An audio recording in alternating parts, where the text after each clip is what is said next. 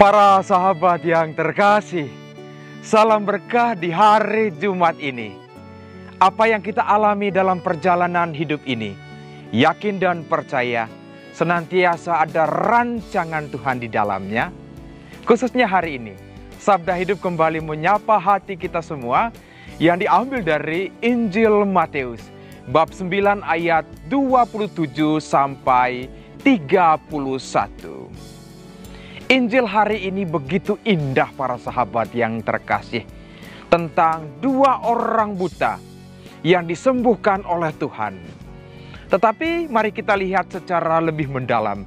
Karena apa yang mereka alami tidak sesingkat sebetulnya apa yang Injil ceritakan. Karena itu kita perlu melakukan apa yang disebut dengan rekonstruksi. Artinya melihat apa yang terjadi dalam kisah itu. Ada dua hal yang ingin saya bagikan. Yang pertama, itu dari sisi dua orang buta ini. Yang namanya orang buta tidak bisa melihat. Yang mereka andalkan itu adalah pendengaran. Oh, mereka dengar ada nama Tuhan. Mereka dengar Dia ada di sana. Karena itu mereka pergi walaupun mereka tidak bisa melihat. Nah, dalam proses ini, ketika mereka tidak bisa melihat, pendengaran mereka itu sungguh-sungguh diarahkan kepada suara atau kepada apa yang dikatakan orang tentang Yesus. Dan mereka pergi ke sana.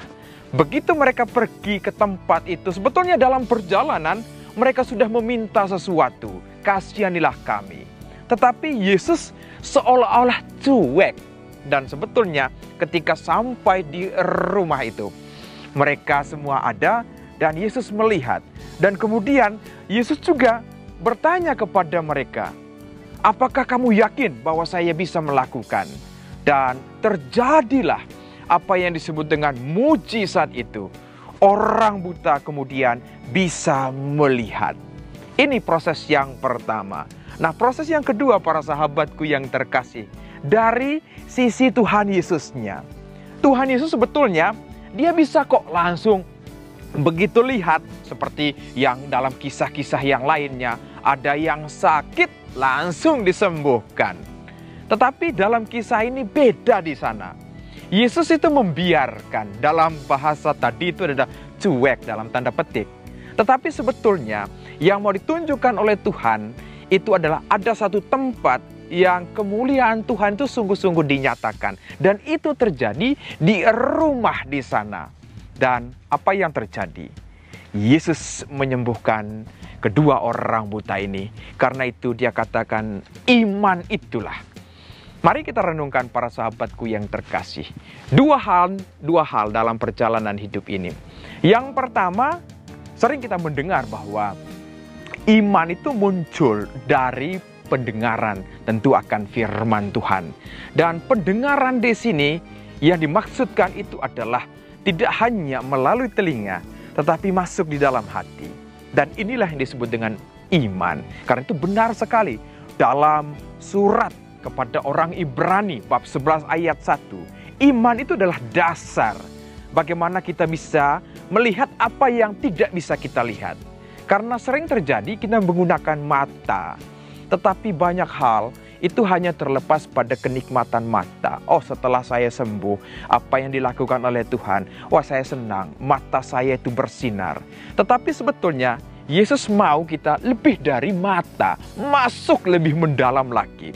Karena itu memang benar apa yang dikatakan Yesus pada hari ini supaya tidak diceritakan kepada orang lain. Karena mujizat yang dialami, sukacita itu tidak hanya berhenti pada saat mujizat. Tetapi ketika masuk Yerusalem, ketika Yesus di atas salib. Dan inilah yang mau ditunjukkan bahwa apa yang kita alami, sukacita, itu mesti ada juga dalam pengalaman salib. Kalau tidak ada pengalaman salib, maka kita tidak bisa melihat kemuliaan Tuhan. Dan tentunya di sini para sahabatku yang terkasih, melihat itu tidak hanya dengan mata, tetapi masuk kepada iman. Iman kita rasakan bagaimana saya melihat apa yang sedang terjadi. Khususnya dalam situasi saat ini. Dunia ya kita hadapi situasi yang sama. Dan kita tidak hanya bisa melihat dengan mata, tetapi masuk kepada telinga kita. Dan lebih dalam lagi adalah iman. Bagaimana saya tetap berdiri teguh dalam situasi ketika iman saya juga goyang dengan apa yang dunia alami, apa yang saya dan para sahabat alami. Karena itu, mari kita belajar dari dua orang buta tadi. Mereka lebih mengutamakan pendengaran yang masuk kepada iman. Dan dari iman itulah muncul apa yang disebut dengan kemenangan, di mana mereka bisa melihat.